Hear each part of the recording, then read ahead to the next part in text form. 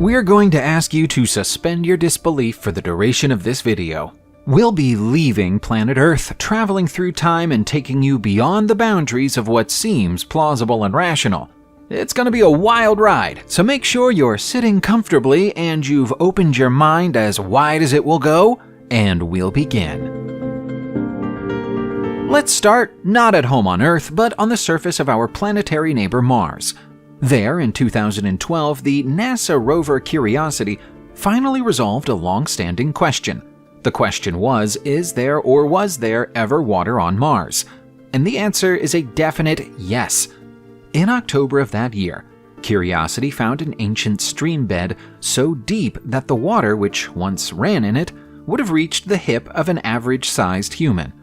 The giveaway that this is a stream bed comes from the large rounded rocks in the stream bed.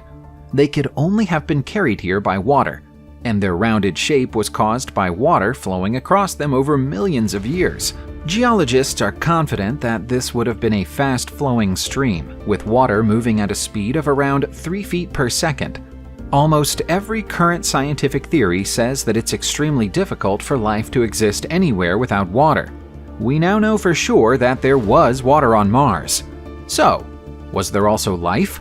Could there even still be life on the red planet somewhere? Hopefully, we'll discover the answer within our lifetime. 2012 may have been the first time NASA found evidence of water on Mars, but since then, they've found it many times. Here are some truly stunning composite images of water ice just beneath the Martian surface. The important thing about subterranean water ice, from the point of view of scientists, is that it ought to be clean. This water could become drinking water for people living in a future Martian colony, or perhaps even as an ingredient for rocket fuel.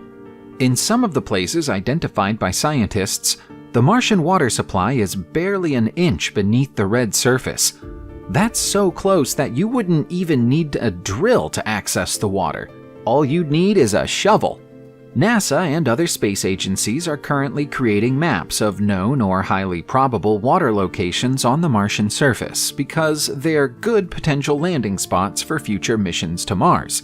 Having a reliable supply of water is likely to be the difference between life and death for the first humans to land there. So it's to be hoped that the experts are certain that all of these sites contain water, and not some other non-drinkable liquid. We'll reluctantly move on from Mars now, but not without taking a look at some of the latest and greatest images of the planet's surface. In 2021, the Chinese National Space Administration successfully landed a spaceship on Mars and deployed its Zhurong rover.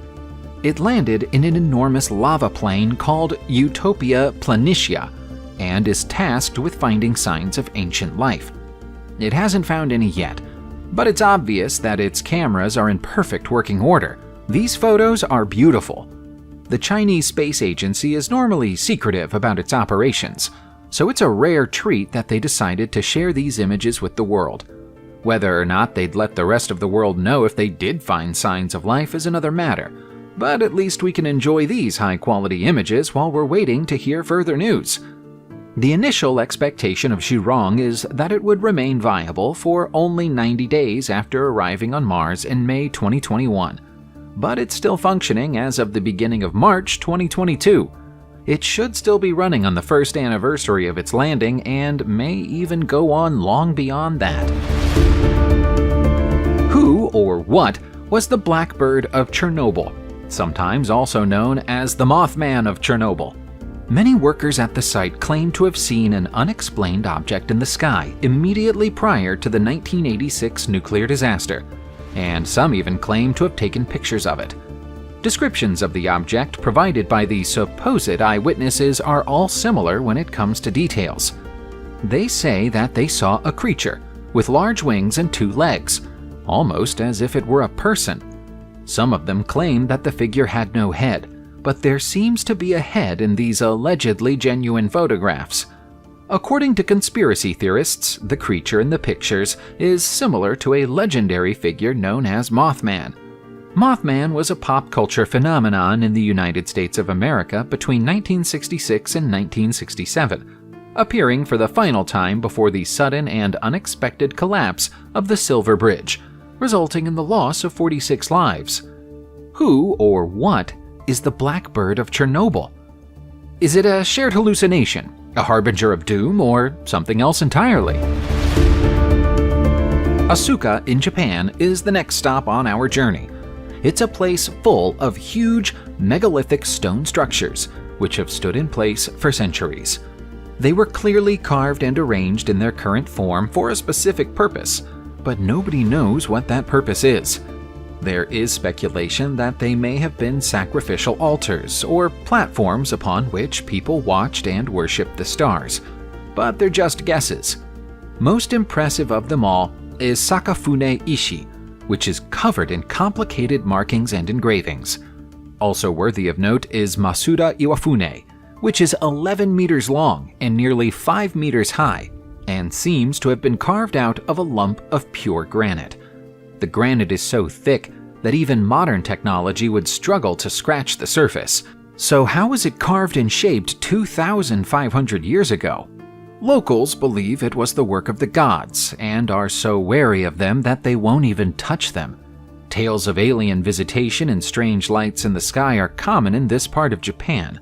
Might there be a connection between those stories and the strange nature of whatever happened to these rocks? Debate still rages today in Scotland about the origin and purpose of the tiny coffins found buried on Arthur's Seat almost 200 years ago. Are they evidence of black magic, a tribute to lost relatives, or a harmless prank? The 17 miniature caskets were found by schoolboys on the slopes of the extinct volcano near Edinburgh while they were out hunting for rabbits in the summer of 1836. Someone had gone to great trouble to create and arrange them. They're all hand-carved from pine wood, all contain a tiny wooden body, and were arranged carefully in 2 rows of 8, with the 17th figure balanced on top, separated by a piece of slate. Sadly, some of the coffins have been lost over the years, so by the time they arrived at the National Museum of Scotland in 1901, only 8 of them remained. At the time of their discovery, it was feared that they were voodoo dolls used in witchcraft, but that seems unlikely. Could there be a connection between the facts that there were 17 of them originally and that Burke and Hare, who were active at the time, claimed 17 victims? It's possible. The Loch Ness monster probably doesn't exist and probably never did. But where did all of those stories and legends come from? Scientists tried to find an answer to that question in September 2019 by performing a full DNA study of every living species in the lake. They found no sign of any giant species living underwater, nor any evidence that would support the unlikely existence of a plesiosaur. However, they did come up with a theory. The scientists, led by Professor Neil Gemmell, think that the original Nessie sightings might actually have been sightings of an enormous eel. Eels from the Bahamas frequently arrive in Scotland's rivers after completing a 3,000-mile journey from the Sargasso Sea and lay eggs upon their arrival. The eels that live in Loch Ness today aren't giants, but that doesn't mean that there weren't giant eels here many years ago. Nor does it mean that there won't be giant eels there again in years to come. The DNA survey also turned up positive matches for deer, badgers, birds, cattle, sheep, and disturbingly humans. That suggests there are human remains in the water. The tales of Italian geologist Angelo Pittoni are probably too wild to be taken seriously. Pittoni claimed to have direct evidence of aliens visiting Earth, and in evidence, he presented a collection of rocks that he claimed couldn't have originated on our home planet. Even if he's exaggerating, though, his beautiful blue sky stone is a mystery that can't be explained away. Pittoni claims to have found the stone in Sierra Leone in 1990, and it's been a puzzle ever since. The stone doesn't have any properties that explain its blue shade, but that's the least of the problems with it from a scientific point of view.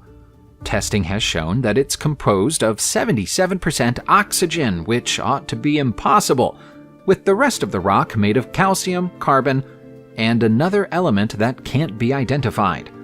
It also appears to be unbreakable. Scientists at the University of Utrecht in the Netherlands heated it to 3,000 degrees Celsius and recorded no changes to the stone at all.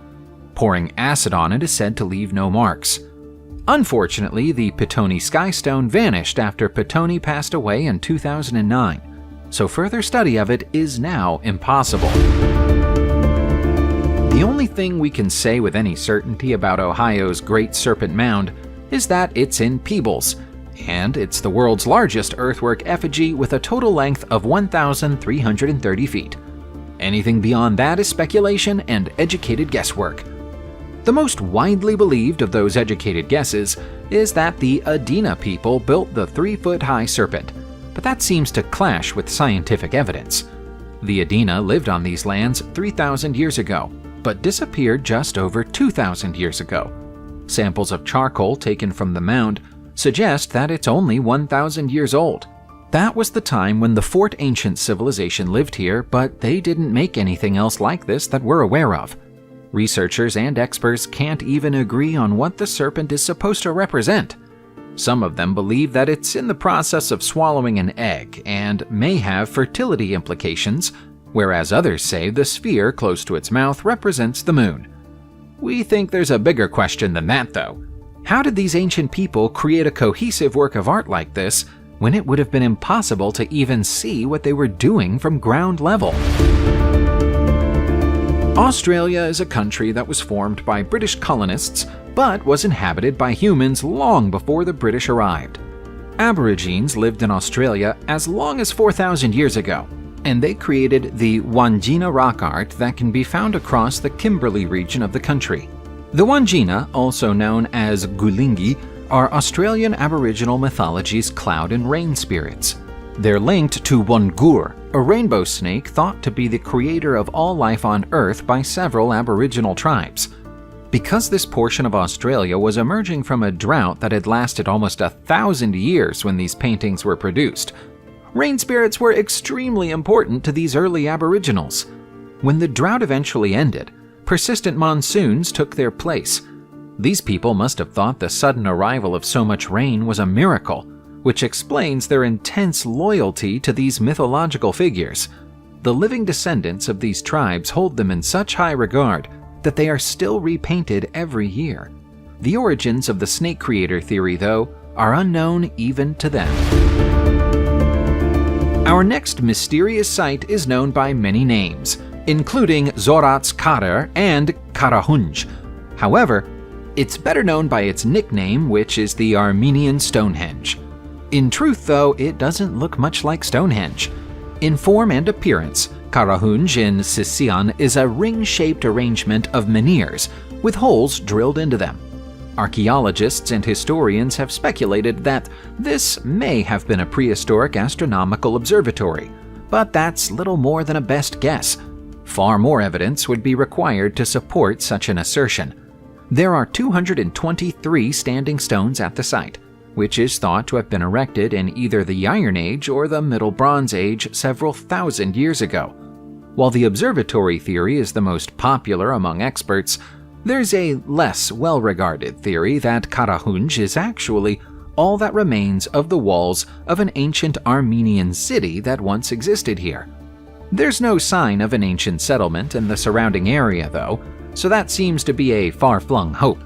Whoever created the Armenian Stonehenge chose a stunning hilltop setting for their work, but we might never understand why they did it. You either believe in the ancient astronaut hypothesis or you don't. Either you find the thought of people from outer space or the future visiting our ancient ancestors thousands of years ago fascinating, or you think it's absurd. If you're inclined to believe in it, though, you'll undoubtedly refer to evidence such as the Tassili Najar cave art in Algeria as part of the Sahara Desert. The drawings are extraordinarily intricate, undeniably ancient, and appear to depict humanoid entities dressed in suits, gloves, and helmets similar to those used by astronauts today. The paintings date back at least 10,000 years, but they could be as old as 15,000. Everything else on the walls of the caverns, from animals to mountains and rivers, appears to have been inspired by things the artists would have seen in their daily lives.